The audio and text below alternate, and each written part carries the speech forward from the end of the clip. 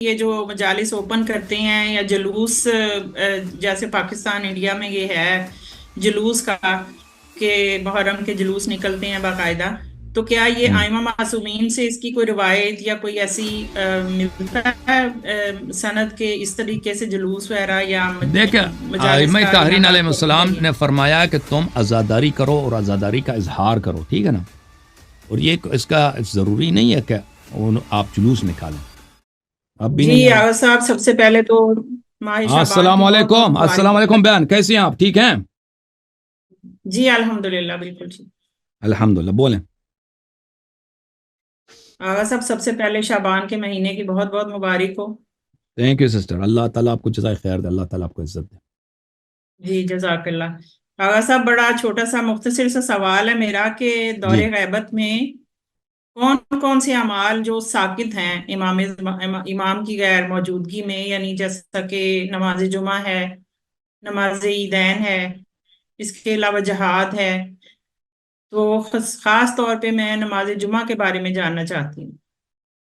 تو نماز جمعہ کے متعلق دیکھیں، اس میں اس طرح مسئلہ کو میں اس طرح شارٹ آنسر نہیں دے سکتا آپ کو، آپ انتظار کریں، کبھی میں اس پہ لیکچر دوں گا تو اس میں واضح ہو جائے گا، ٹھیک ہے نا؟ اس میں ہم شارٹ آنسر نہیں دے سکتے، تو انشاءاللہ تبارک و تعالی اس میں احادیث، کئی ایک احادیث ہیں، بعض میں اختیار ہونے کی دلیل ہے، بعض میں اختیار ہونے کی دلیل نہیں ہے، تو انشاءاللہ تبارک و تعالی آپ انتظار کریں تاکہ ہم وہ سب آپ کی خدمت میں پیش کریں اور بتائیں کہ اس کا راہ حل کیا ہے۔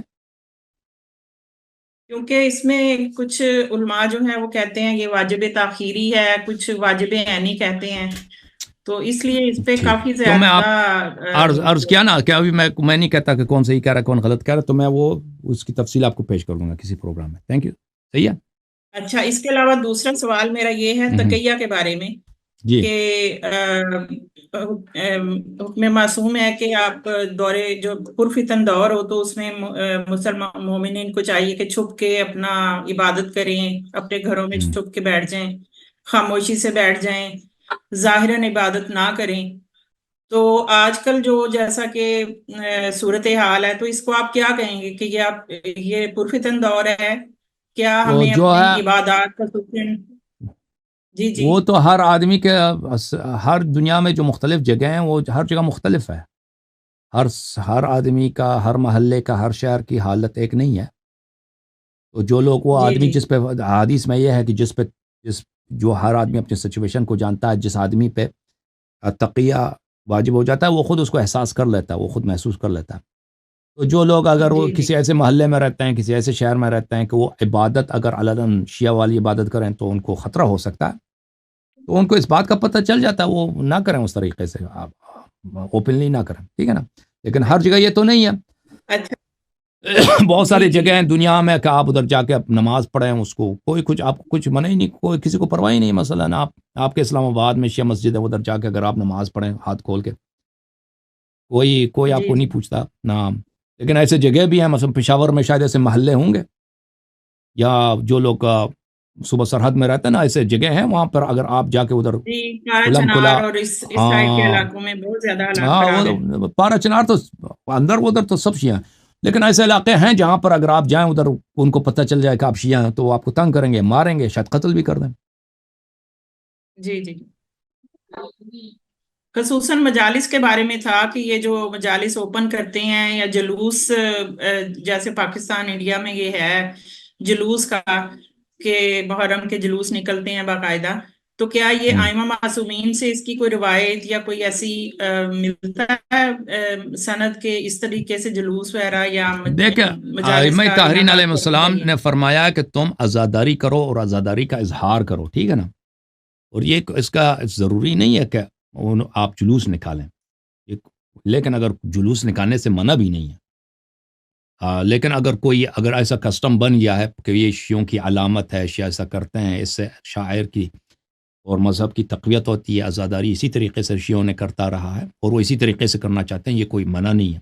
بہرحال عزاداری کا اظہار کرنا کہ ہم عزادار ہیں امام حسین علیہ السلام کے غم میں، یہ ایک اچھی بات ہے، اور اس کا ایک بہت ہی اچھا طریقہ کار یہی ہے کہ انسان سڑک پہ آ کر، سب کے سامنے آ کر غم کا اظہار کرے، مصیبت کا اظہار کرے، قریب کربلا علیہ الصلاۃ والسلام کی شہادت پر، آل رسول صلی اللہ علیہ وسلم کی مصیبت پر، غم کا اظہار کرنا یہ بہت اچھی بات ہے، اہل بیت علیہ السلام نے اس کا حکم دیا ہے۔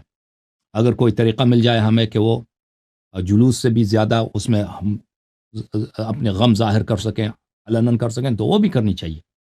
تو یہ ہم کہنے کہ ائمہ علیہ السلام نے جلوس نکالا، ہم نہیں کہہ سکتے کہ انہوں نے جلوس نکالا، لیکن انہوں نے حکم دیا ہے کہ غم کا، بے قراری کا اور مصیبت کا اظہار کرو، اور یہ ایک اچھی بات ہے۔ اگر پاکستان، انڈیا اور بہت سارے ملکوں میں، ایران میں، عراق میں، لوگ غم کا اظہار اس طرح کرتے ہیں کہ وہ اپنے گھر سے باہر آ کر شہر میں ادھر جا کر سینہ زنی کرتے ہیں، نوحہ سرائی کرتے ہیں، بہت اچھی بات ہے۔ بہت یہ اہل بیت علیہ الصلوۃ والسلام کے اس حدیث کے سے موافقت رکھتی ہے جس میں انہوں نے فرمایا کہ تم اپنے غم کا اظہار کرو، جی، اپنے جی، غم کو ظاہر اور کرو۔ آغا صاحب ایک اور چھوٹا سا سوال ہے، مردوں کے حوالے سے یہ جو داڑھی کے حوالے سے کہ یہ کیا یہ واجب ہے یا مستحب ہے؟ جی جی جی جی، اس میں کئی احادیث ہیں۔ داڑھی کو چھوڑنا چاہیے اور اس کو مونڈنا اس کی سخت مذمت ہے، حرمت ہے۔ یعنی داڑھی اگر کسی کی داڑھی نہیں ہے تو کیا اس کی نماز ہو وہ جاتی نہیں ہے؟ ہے تو نہیں ہے، نہیں ہے تو نہیں ہے بھائی۔ اگر اللہ نے داڑھی نہیں دیا، داڑھی نہیں دیا تو وہ اس کی داڑھی نہیں ہے، بس ختم، اس کی کوئی تکلیف ہی نہیں ہے۔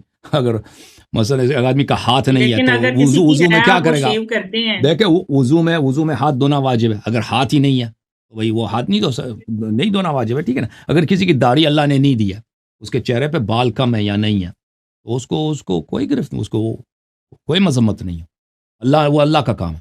اگر کسی کو اللہ نے داڑھی دی ہے تو وہ اس کو شیو کرنے سے منع ہے، ٹھیک ہے نا، حدیث روایات میں۔ اس میں پورا باب ہے، کتاب وسائل الشیعہ میں ایک باب ہے، اور کتاب مستدرک میں بھی ایک باب ہے داڑھی کے متعلق۔ جی ہاں، جی، یعنی مزید کچھ کہ بولیں؟ اگر کوئی کسی نے شیو کیا اور وہ نماز پڑھنا چاہتا ہے اور وضو کرنا چاہتا ہے تو کیا اس کا وضو ہو جاتا ہے؟ ہاں وضو ہو جاتا ہے، میں وضو کا اس کی شرط نہیں ہے۔ بات نہیں کر رہی جن کی ہاں داڑھی ہے ہاں، ہی نہیں ہے، لیکن جو شیو نہیں کرتے ہیں ان کے ہاں بارے میں وضو سوال کر رہی ہوں۔ نہیں، نماز وضو صحیح ہے، بس اس کا یہ کام غلط ہے نا۔ مثلا کوئی داڑھی اگر مونڈتا ہے وہ اس کی اپنی گناہ ہے، لیکن اس کا نماز پڑھ لیتا ہے تو نماز اس کی صحیح ہے۔ اس کا آپس میں کوئی نہیں ہے، تعلق نہیں ہے۔ داڑھی نہیں ہے تو نماز ہی نہیں ہے۔ جی ٹھیک ہے، ٹھیک ہے نا۔ ہاں، صحیح ہے۔